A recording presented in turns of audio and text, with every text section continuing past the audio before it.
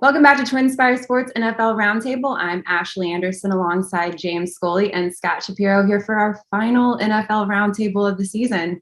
And one last preview to get you ready for Super Bowl 56 with the Bengals and the Rams. Now let's jump in and talk about some Super Bowl betting because a lot of fans will be interested in laying some money on this game. We've got nearly 600 markets available at TwinSpires for Super Bowl 56. And I want to start by talking about the over-under, which is set at 48.5 currently. Which way are you all leaning in this matchup? Let's start with Scott. Yeah, Ashley, I'm leaning towards the under quite a bit in this matchup. I think there's a couple of reasons to like the under despite the star power at quarterback and at wide receiver on both teams. First off, the Bengals, they like to play at a very slow pace, assuming they're not well behind. But you even saw it against the Chiefs. They didn't really speed things up when they fell behind. They play at one of the slower paces in the league. They're also going to always look to establish the run as much as they like to shoulder the load in the end on Joe Burrow, especially as things have gotten towards the tail end of the year. They're still going to try to run the clock down and then try to run the ball for as long as they can. And then you have the Rams defensive line. The Rams do play at a pretty fast pace, but they are going to try to establish the run as well. But I think it's pretty likely that the Rams, even if they lose this game, are going to be able to somewhat manhandle the Bengals offensive line. So the combination of those two things has me thinking this game is going to be in the low to mid 40s. So I'll play the under. And I'll agree with Scott. These teams have played 6 playoff games combined, and 5 of the 6 have gone under so far, including all 3 for Cincinnati. And I think that Cincinnati has been able to muck up these games and force them into tight, low-scoring affairs. And the Rams defensive line is an enormous issue. I think that the Bengals are going to come out. They're going to look to throw short passes and run the ball with Joe Mixon to counteract that pass rush. And I think that both teams are going to play well defensively. Cincinnati's success has been based, I think, on the fact that their pass defense and their pass rush has played at such a high level in the postseason. They were good against the run all year. They wound up with the 8th ranked run defense. But in the postseason, they've been able to force interceptions and sacks. They had 4 sacks of Mahomes last week and a pair of interceptions. I thought after the first quarter, they made him uncomfortable. They'll look to do the same against Matt Stafford. And even if this game is a one-sided game where like the Rams like win it handily over the Bengals or vice versa, that's still, to me, there's a potential for it to be under. We saw that in the wild card round when the Rams dominated Arizona. That game came in under. So I'm going to go with a strong defensive performance by both teams, and I'm confident in the under being the play in the Super Bowl. Yeah, I agree with you. I think defense is going to dictate this matchup, and we're either going to see, unfortunately for the Bengals, potentially another ugly day like we did with the Titans, where Joe Burrow might end up with maybe even 10 sacks this time. Hopefully not, though. On the other end of it, the Bengals, like you said, have forced more turnovers than any other team in the postseason. And Matthew Stafford tied for the most interceptions in the regular season. So if the Bengals can frustrate him, then once again, I think, it's leaning toward the under. Also, fun fact, and I know you will not put any money down based off of this fact, but I did see that in the last 12 Super Bowls with a male headliner, the under hit 9 times. So how about that? There you go. Go to the bank, baby. Well, let's move on to some player props because we have a lot of offerings on that as well. What is one player prop you think everyone should go put some money on? Let's start with James. Well, I'm going to start with the total interceptions. That's under the turnover tab under the Super Bowl prop bets at twinspires.com. And under that turnover tab, there's a total interceptions for the game, 1.5. I think it's going to be over. I think barring a complete transformation by both these teams, we're going to see multiple interceptions in this game. Matt Stafford has thrown 9 picks in his last 7 games. Joe Burrow has thrown picks against Tennessee and Kansas City, and the Rams defense is pretty formidable. And the Bengals have 5 interceptions in their last 2 games. The Rams have 4 interceptions in their last 3 games. I mean, these teams are averaging on offense and defense at least one interception and 1 interception giveaway. So I think the over on the 1.5 is my strongest prop play, Ashley. What do you think, Scott? Well, I'm going to go to a different prop. It's not a player prop, but it's a prop for the game. And it's under the first half, kind of piggybacking what we just spoke about. It's under 24.5. And I like this even more than I like the under or a side in this game. It's my best bet on Super Bowl Sunday, 24.5, like I said. Even if this game gets going, like we've seen some of these these playoff games get going late in the game when teams need to score, need to speed things up. I feel really good about the slow start in this one that's likely to occur. We talked about the fact that the Bengals run the clock down just about to the end, just like the Packers and Aaron Rodgers did through most of the year. They're going to try to establish the run. And the Rams, they threw a lot of deep balls over the course of the season, but more so during the first part of it than they did in the later part of the season and in the playoffs. They'll take their shots, but I think that short and intermediate passing game is more to their liking, especially in this matchup. So I think the clock will be running. I think both teams will come out a little bit slower in terms of offensive firepower and just moving the ball and hurrying things up. So we'll go under 24.5 as my play. One player prop I'm looking at is Cam Akers over under 64.5 rushing yards. He's only had 2.8 yards per carry in the postseason. He's been a shell of himself since he came back from that Achilles injury. I think with the Bengals run defense, he's going to have trouble. And he also got banged up in the NFC Championship game. He's got a shoulder injury. I think we're going to see more Sony Michel in this matchup. So I would take the under on Cam Akers. I'm also kind of looking at T. Higgins over under 69.5 receiving yards. And I'm curious what you all think about this, because the Bengals receiving core can be kind of hard to predict who's going to have that big game. Is it Jamar Chase? Is it T. Higgins? I do think that Jalen Ramsey probably will be paired up against Jamar Chase for a lot of this game. So I'm looking for T. Higgins to have a big game. What do you all think about that? I'll go ahead. And I think if I were to play, one thing, with us liking the under and a large majority of folks liking to play overs in games like this, not wanting to root for the unders, especially with big name players. I think one strategy, if you're really looking to get crazy, would be taking all the unders in terms of player props in this game. Obviously, a lot of money would be put on the line there, but I think it could go pretty well. But T. Higgins is one guy that, like you, actually, I think should have a pretty good game. I think should go for at least 80 yards. You mentioned the fact that Jalen Ramsey is probably likely to shadow Jamar Chase, although they haven't done that regularly this year. It depends on the matchup. But I do think Higgins, a number one receiver on more teams than not in the NFL if he wasn't on the Bengals, and I think he does set up to have a pretty good game. Yeah, and that's a fair point. And, it's going to be interesting to see what the Rams do, because a lot of people think that the Rams are going to put Jalen Ramsey on Jamar Chase. But I have heard some people hinting that they might put Ramsey on Higgins and then double team Chase.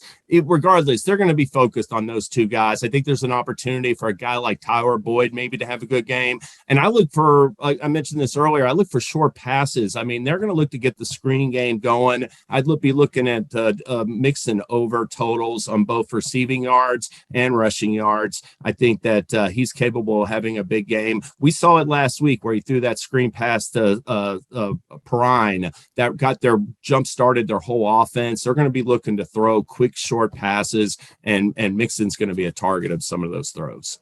Excellent point. Well, while we're trying to figure out who's going to have the big game, let's talk about Super Bowl MVP. Matthew Stafford is currently the favorite at plus 130 odds. Would you all take him at those odds, or are you going to back a different player? James, I feel like you might be backing a Bengals player. Yeah, I'm gonna go with Joe Mixon. He's definitely much better odds. He's 25-1 right now at TwinSpires.com. I look for him to have a good game, both rushing and receiving. I thought last year we saw Leonard Fournette. I think the Tampa Bay came in with a big play offense capability and a good defense, but they really leaned on Leonard Fournette. He was over in both rushing yards and receiving yards. I look for Joe Mixon to have a similar game, and if the Bengals pull out the win, I think he's going to be a candidate for the MVP award. So I'd look at him at the odds 25-1. Scott? Yeah, I mean, this is an award that they try to give to quarterbacks. For the last 12 of the last 15 Super Bowl MVPs have been quarterbacks. So it's tough to make cases against them, because even when they shouldn't get them, Damian Williams was an example a couple of years ago, they still give it to the quarterback. When they haven't given it to the quarterback, it's been two wide receivers and one defender. The one most recent wide receiver was Julian Edelman in a 13-3, I believe, game against the Rams, where somebody had to get the award. He had 10 catches. So to me, it's going to be tough for a running back to get that award. I'm not willing to go take 130 on Matthew Stafford. If I were to play a quarterback, it would be Joe Burrow, who's almost twice that price. And I think this is a borderline coin flip on who wins the game. But I thought Aaron Donald was interesting. Plus 1,600. We've talked about how we like the under. We've seen guys that dominate up front get this award. Donald, a very, very well-liked player for the most part, and also very much well-known by the masses. So at plus 1,600, if this game stays relatively low scoring, I could see a scenario where Aaron Donald gets it. Well, you bring up that last Super Bowl with the Rams, 13-3. Julian Edelman had, I think, 141 receiving yards, something like that. Tom Brady had no touchdown passes and 1 interception. I feel like we might see that with the Rams if they win. We might see Matthew Stafford have a down game, throw a couple interceptions. But Cooper Kupp has had, 183 yards, I believe, against Tampa Bay, 142 against San Francisco. If he can get that kind of yardage against the Bengals, who had a bottom 10 pass defense, then I could see him getting the award, and I'd take him at plus 600. Yeah, I don't have a problem with that at all. In fact, for him not to get the award, let's say the Rams passing, offense has a good game, but the game's in the mid-20s, like it sounds like all three of us think is highly probable. You could definitely see a scenario where Matthew Stafford throws for 300 yards or 280 or whatnot, and Cooper Kupp has 150 of them in both touchdowns. That's happened more times than not for the Rams this year. So if I were to play somebody on the Rams side, it would offensive side, it would be Kupp much over Stafford, who he just offers way more value. Well, there's a lot of excitement to look forward to this Sunday, but real quick, let's talk about last Sunday, which featured the Pro Bowl in Las Vegas. What it did not feature was any tackling or kickoffs. Did you all even watch this game, by the way? Either of you? No. I had it on in the background. Not much. I turned it on a couple of times. I watched a few plays, but I've watched enough Pro Bowls to know that I don't have much interest in them. It's a win. It's a winless endeavor. There's no real upside here. It's very hard in any way to have an all-star game at the end of the year, not in the middle of the year, and have it be successful. You see the excitement that the baseball and the NHL and the NBA all-star games get because they're in the middle of the season. Now, it's understandable, obviously, to not play an NFL game in the middle of the season, full contact. No one would want to do that and see players getting injured. But it's just gotten worse and worse over the years. So many players bypass it, understandably. To me, it's time to do away with this. Does anybody really care about it? What would happen? What would the downside be if they just announced the teams and didn't play the game? Well, the one issue that is at work, I agree completely with what you said. I'd get rid of it. I think there's value in naming a Pro Bowl team. Maybe you have the skills competition, expand that to some extent. But one thing at play is the TV contracts. I mean, the NFL is going to do 12, maybe 13 billion in net revenue. A huge source of that is their TV contracts. And ABC, ESPN, they paid big money to televise a couple Super Bowls, I think, in the next decade, Monday Night Football, the NFL draft. But the Pro Bowl is part of what the package that they paid for. So it's like sort of a business thing for the NFL where I just don't think they take less money than, and they've already sold the rights. So I think they'd have to give something back if they got rid of the game. So they're going to go on with the charade that the game has become, and it just won't go anywhere, even though it really has no value. Yeah, I agree. It's all about the money, and people continue to pay for tickets and the fan experiences. And I feel like they could change up some of the rules, but it got pretty ugly. It was like watching the old XFL almost. I felt it was. I will give credit to the commentators. They keep the excitement up, and it was kind of cool seeing Trayvon Diggs against Stephon Diggs, and they switched sides at one point, and Trayvon was on offense, Stephon was covering on defense. But I mean, it was all nonsense. It's a charade. That's the best word. And I mean, there's no one that I love the NFL so much. I die when I'm missing games, no matter how meaningless they are. And even week 15 or week 16, I like to watch every game. For someone like myself to have absolutely no interest, I think tells a big story. James, Ashley, you obviously big fans as well. It's a charade. That's the best word, James. Thank you. Well, before we go, one more Super Bowl question for you. There's some novelty props available. Are y'all going to take anything like length of the national anthem? You got any interesting bets there? James?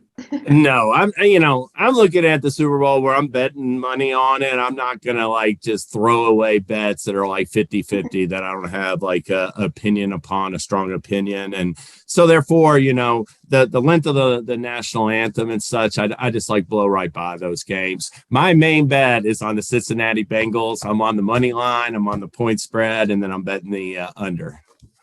You too, Scott? Well, I encourage everybody to go to the TwinSpires Sportsbook online or on the app and take a look. There's so many different ways based on opinions that you can attack this game, as well as just fun bets. Not every bet has to be about, a plus EV situation, although I think James and I really strive for those wagers. But if you're a couple times a year better or a smaller better or whatever it might be, there are a lot of fun ways to get involved throughout the game that might not be as intense and might be different than the ways you can. But for me, it's like James, I'm going to stick with the nuts and bolts of the things that I've handicapped and feel good about. Well, there is an interesting prop bet with the halftime show, which I've already talked about. And Eminem, what he's going to wear on his head, I'm totally calling a Detroit Lions hat because he's from Detroit. Matthew Stafford. What's the odds? What are the odds? I don't know that we have those available yet. I just saw that that's a potential prop out there on the internet. So. Well, good luck to you, Ashley. Yeah, he's pulling for the Lions hat to come out. All right, well, that's all the time we have today. Thanks again to James and Scott for joining me this season for our NFL Roundtable. I hope to see you all next season as we preview the 2022 season. And for all you out there, be sure to check out TwinSpires Sports for all of our latest Super Bowl 56 odds.